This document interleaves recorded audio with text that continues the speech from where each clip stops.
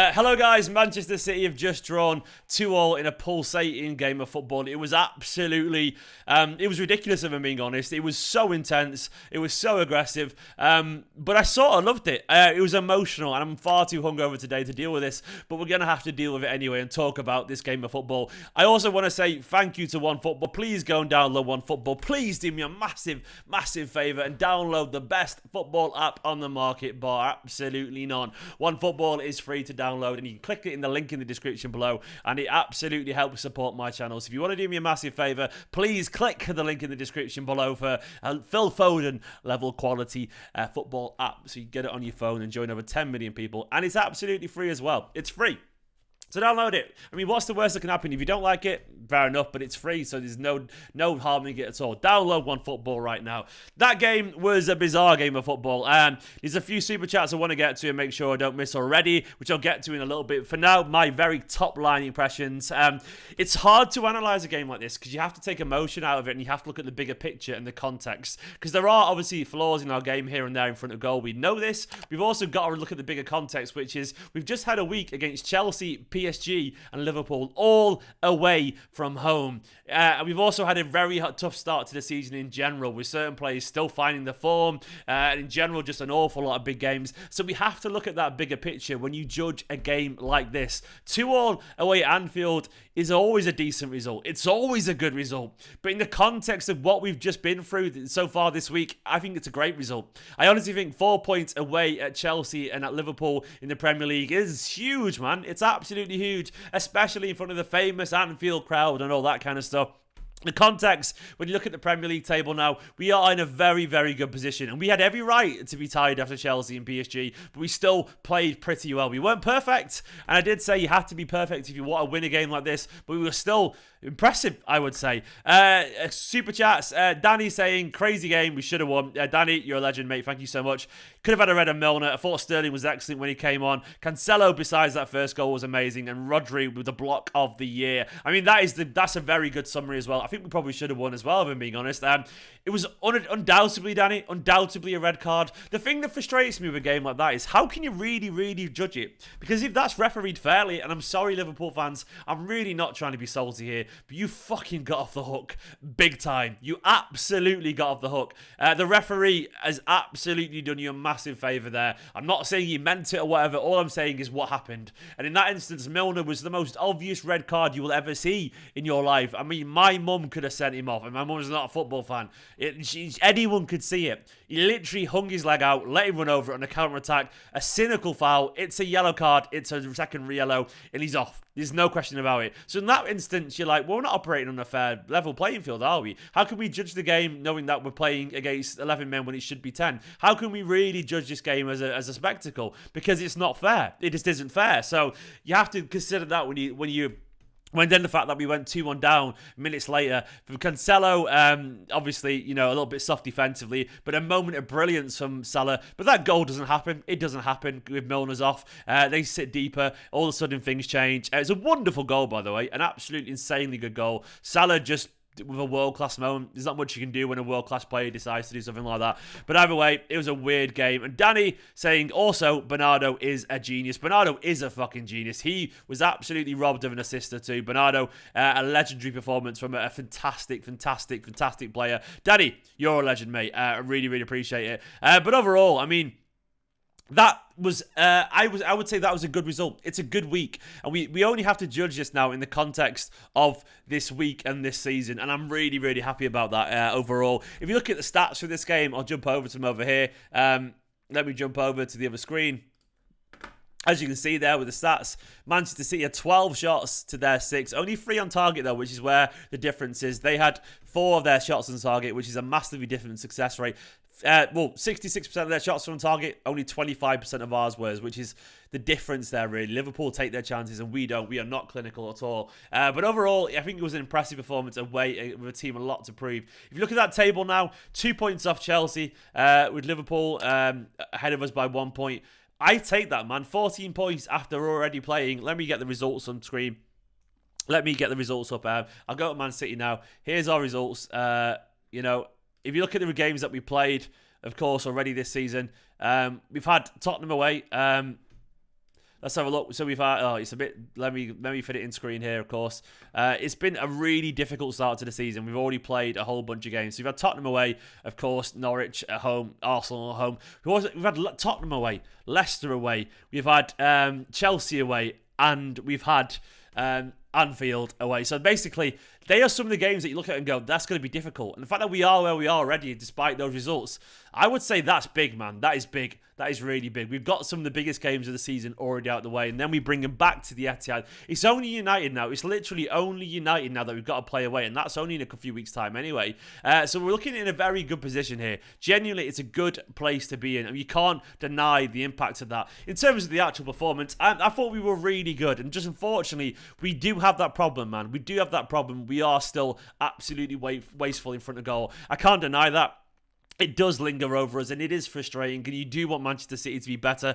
You do want them to score. You do want them to dominate, get the goals that we deserve when we're dominating like that. But it doesn't always happen, and that's what makes it frustrating. Because you know other teams are going to go down the other end and score, like Mane did with a simple finish 1-on-1, and like Salah did with a wonderful solo goal. We really, really have to force it to score goals. We all know we need a striker. We all know City want a striker, and I think that's what's frustrating. Is like there's not much we can do about it. That feeling of helplessness that we've got now is that we can't change it. We're not going to sign a striker, let's be honest, until next summer. Who knows? Maybe we'll go for Vlahovic in January. I don't know. But the one thing I know is that right now we just have to get by. It certainly doesn't help on days like today when the referee doesn't do their job. Guys, I need 14 more subscribers to get to 58,300. Please do hit the subscribe button. And do you know what? The Rock Lee's spot on, man. The Rock Lee said the character from the boys today was class. And it was class. You got to bear in mind, going behind twice at Anfield with the fans and the referee against you to get equalisers each time in the face of all that. That's really impressive. It's really, really impressive. We have to consider that element to it. It's very easy to lay down and die in this circumstance. But we didn't, man. We didn't. We genuinely didn't. Pete saying, a member for 13 months. Thank you so much, Pete. Really appreciate it. KDB came up huge, but Turney is spineless. Yeah, I thought KDB played poorly, but then obviously he got the goal that he deserved. The goal that we deserved. And it was a big moment for KDB to get that goal. But yeah, you're right. Turney is spineless. I mean, I don't even know what the point is. If you're that incompetent in your job, you should just resign. And I genuinely mean that. That's like, I would be embarrassed if I was that bad at my job.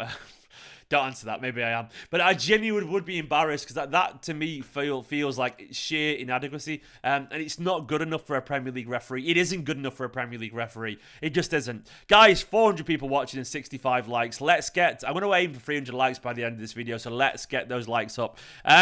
But either way, today, I actually agree with Electric Shock as well. I thought Raheem was good when he came on. Raz was good. His energy and his drive made a difference, which was good. I like it. Yeah, he was good. He was good when he came on today, Sterling. I thought it was good. Foden, by the way, was immense.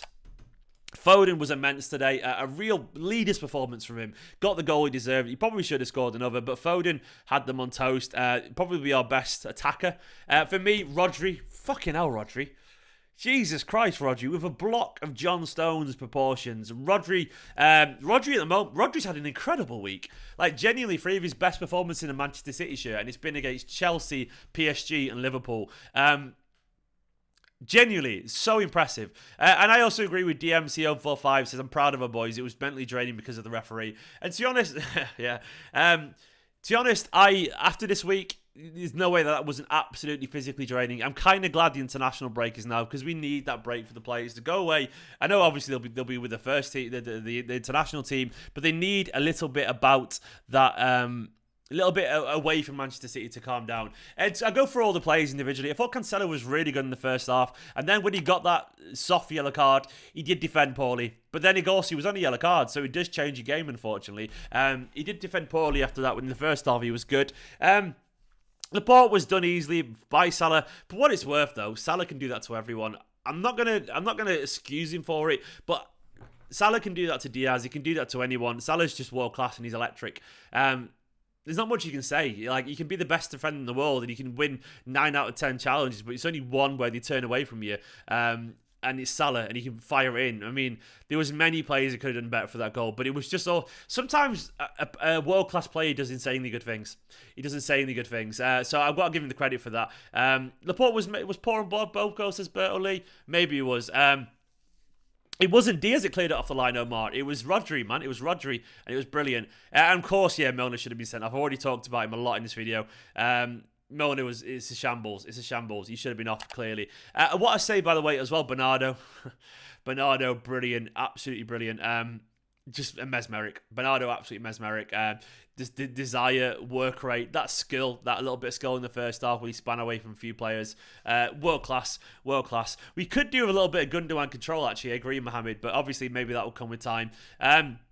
On to Grealish. I thought Grealish was quiet. Grealish I thought started pretty well, and I feel like Grealish has kind of capped out a little bit over the past few games. I thought he was decent against Chelsea, but I feel like a little bit like Grealish is definitely needing a little bit of a break from the first team now. So the way I see it with Grealish, right? He's got loads of time. He has. Bernardo took a while to get to his best. Sane did. Mahrez did. Lots of attackers take a while to get to the best at Manchester City. That is absolutely fine. It's normal. So what I think the good thing about Grealish is now is we've given him 8-9 games, and we can take that bunch of games now and analyse it. Like, let Grealish. Anyone just slagging off Grealish, I will hide them from the channel for the sake of it. Be constructive with your criticism. Grealish clearly he was a bit poor today, but I think we've got enough games now for the coaches to get to Grealish and go, right, you've had plenty of game time, now work out where you need to be better. Now we sit and analyse your performances, and now we try and smoothen those edges, because they are there. It's fine. That's fine. It isn't a lack of effort. But overall, to me, I am sort of fine with this, man. I'm sort of fine with today. I feel like we've done really well to get through this very difficult thing. What I will say is, I know we've got one draw, one loss, and one win. But in every game, PSG, Chelsea, Liverpool, there's a very strong argument to say that I feel like we were probably the better team overall. And it's crazy that we're here now with this, but I think that's something to be really, really happy about. I honestly think it is. I think we should be happy about that, because many teams will struggle against a team of this quality. Excuse me. But we've done really well, and we've shown that we are more than up for it. We're in a very good position now. Obviously, you know, a win today would have been huge, but it wasn't to be. Referees, our own problems that they're making, a bit of quality from them. It's going to be interesting. Someone asked, why has Torres been dropped suddenly? To be honest, I think it's perception from Guardiola, and I think I slightly agree. I think he probably should have been involved a little bit more over the last few games, even as a sub, but I think I slightly agree with maybe Guardiola's idea that he doesn't quite do enough off the ball, man. And I probably agree that his involvement, if he's not scoring, is probably a little bit limited. Some people aren't asked by that, but I guess if you're in a Guardiola side, you have to be more dynamic overall. You have to be more involved. So I reckon it's a hierarchy thing. I think in general, he'd rather play Grealish, Jesus, Foden and so on. I think it's just that he's a bit lower in the pecking order. Probably be a little bit harsh, but we'll see. I do think there's an argument that Stones might get a game post this international break, because I think Laporte's been fine, but there's been some question marks over goals recently. He was a little bit sloppy against Messi and they're sloppy against Salah today, but once again, it's Salah and Messi, you know what I mean? Like, they are high quality players, so you can easily see why it happens, can't you? You can easily see why it happens. But either way, that was... I think we've really got to remember what we've seen over the past week and the importance of it, because we're not going to have a week now with 3 games like that again. I don't think we are. I mean, if you look at our fixtures, I'll go over now going forward. These are our fixtures here coming up. We've got, of course, all of a sudden, we've gone from fucking Chelsea, PSG, Liverpool to Burnley, Bruges, Brighton, West Ham. West Ham's obviously a difficult game. Palace, Bruges, and then United. I mean, all those games... And then Everton. All of a sudden, the games look very different, don't they? We haven't got bunches of games together that are terrifying, man. We haven't. I'm scrolling through the fixtures, and they just feel a bit manageable. There's a bit of games there where we've got Arsenal and Chelsea. Arsenal away, then Chelsea at home, and so on. But either way, it feels really, really manageable. And that, to me, is sort of important. I feel like we have to feel confident where we're at right now. Please do hit the like button. Let's get to 300 likes. And please do hit the subscribe button. Let's see if we can get to 58,300 on this video. That was a weird game of football, wasn't it? It was a weird, weird game of football. But I sort of enjoyed it, man. I sort of enjoyed it. And I'm happy that the players got the goal, the point that they deserved. Maybe we should have got 3 points. But to me... I'll take a point away at Anfield, especially when you combine that with 3 points away at Chelsea. You know, they are our biggest rivals, and we've gone to their turf and done really well. possibly at times outplayed them. Only United left, and that's only in a couple of weeks' time as well, a few weeks' time. Hopefully, this is a good line in the sand moment for us. We weren't afraid of Liverpool. I agree, Tim Parker. We weren't afraid of them, and I'm really, really happy about that. It was good. It was good because it felt deserved, and I'm happy about it. We don't look scared of Liverpool anymore. We don't look scared of Liverpool, and there's something to be said by that. Yes, we know we can't finish very well, but imagine when we sign this striker, if we ever do. Imagine if we have someone who's going to finish his chances. All of a sudden, we're untouchable. That is the only thing we've got. We're untouchable. We have a weakness that way, but other than that, we are brilliant. Everything defensively going forward, we create chances. We just don't score enough. I wish the lap had been fit in pre-season. Maybe he would have played himself into the team by now. I don't know. But either way, I thought we got it right overall today. I think it was a good result. And I think Pep, if he has been positive afterwards, he's probably right to be positive. I'll have a look around and see if there's any quotes coming from Pep. But he probably should be.